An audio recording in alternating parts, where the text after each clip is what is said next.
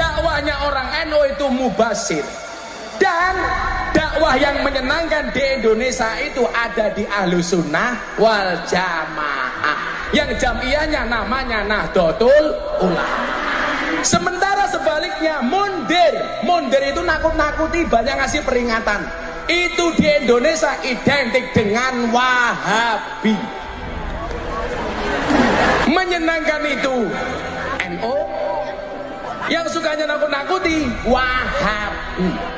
Wahabi itu di Indonesia identik dengan PKS.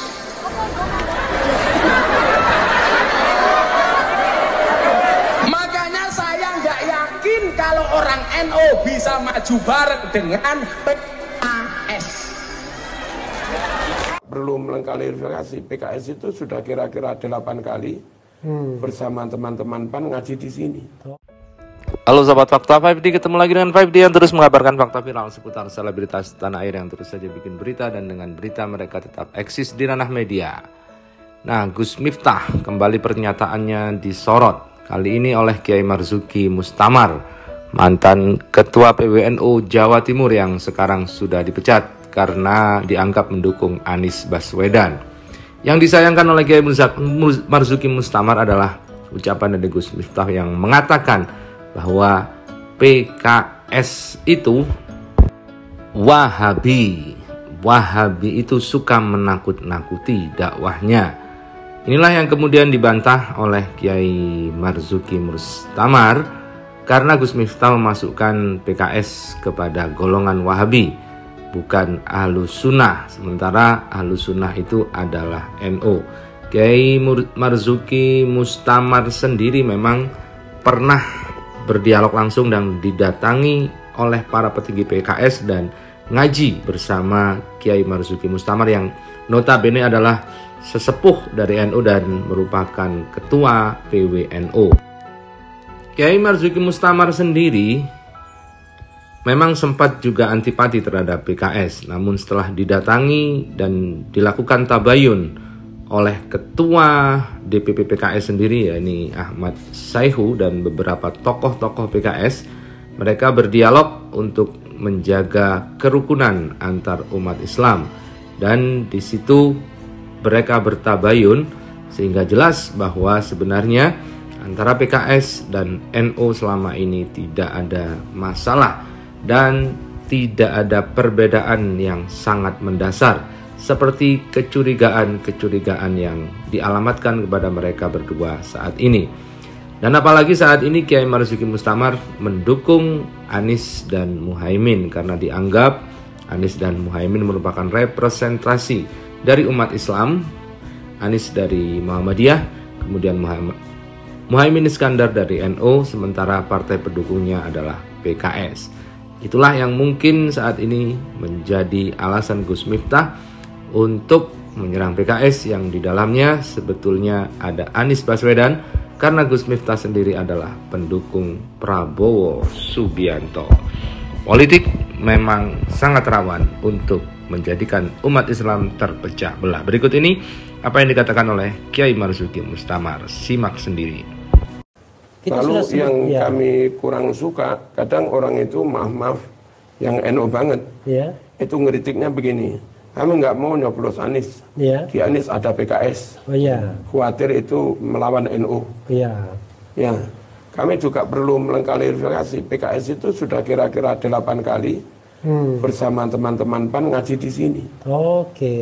Tentu ngaji dan tahu ke NU-an juga. Bersama teman-teman PAN, Partai Amanat Nasional maksudnya. Lalu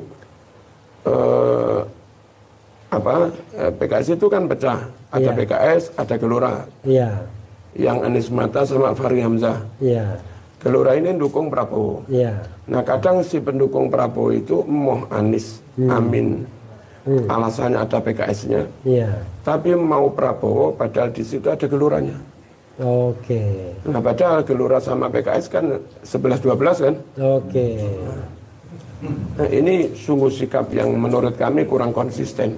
Kalau you menolak PKS alasannya sedikit-sedikit ada Wahabi, harusnya you juga harus menolak Gelora karena sama. Tapi ini bukan kami ngeritik PKS. Oke. Kami itu ngeritik teman yang ngemoh sama Amin alasannya ada PKS. Oke. Tapi menerima Prabowo padahal ada geloranya. Harusnya kalau emoh Amin gara-gara ada PKS-nya, you harus emoh juga terhadap Prabowo karena ada geloranya. Oke. Tapi Pak Kiai, kalau kita lebih kritis misalnya, kan sikap kalangan NU ini berubah ketika akhirnya Anies berpasangan dengan Muhaimin, Gus Muhaimin. Sebelum kan begitu-begitu juga, NU moh sama PKS, moh sama Anies, haram pilih Anies dan lain sebagainya. Gimana? NU itu enggak kaku. Oh, enggak kaku, supel ya? NU itu maaf, ada ex-PKI. Oh, sorry, ini ya, oke. Perlawanan NU kepada PKI kayak begitu tahun 65. Tapi ketika ex-PKI itu sudah mau sholat, sudah mau zikiran, tahlilan, selesai sudah. Selesai, oke. Jadi sudah itu mau Pancasila. NU yang PKI yang tobat. Nah, sekarang dengan orang yang dikhawatirkan Wahabi. Ketika mereka sudah mau ke NU, sudah mau wirid sama dengan NU, sudah mau kunut subuh kayak NU, sudah mau tahlil maulid kayak NU, maka salah kalau kepada mereka kita tetap melawan. Nah, kalau mereka berubah, harusnya sikap kita kepada mereka juga berubah. Tapi kan Pak Anies kan dari dulu nggak pernah dia tunjukkan hal-hal yang sangat ekstrim dalam hal beragama. Kalau di kampung-kampung secara umum kadang dulu sebelum PKS berubah ini, dulu memang beberapa ustadz PKS kadang mempermasalahkan tradisi NU, tahlilan, maulid. Nah, tapi kan PKS itu bukannya hanya Anies. Apa? Bukannya Anies. Oh, Aniesnya enggak.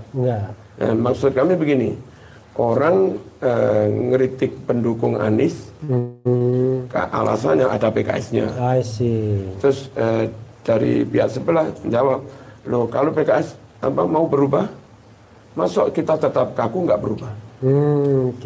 Lalu kalau kamu menolak Anies gara-gara ada PKS-nya, tapi kau terima Prabowo padahal ada geloranya, bagaimana? Anda nggak konsisten.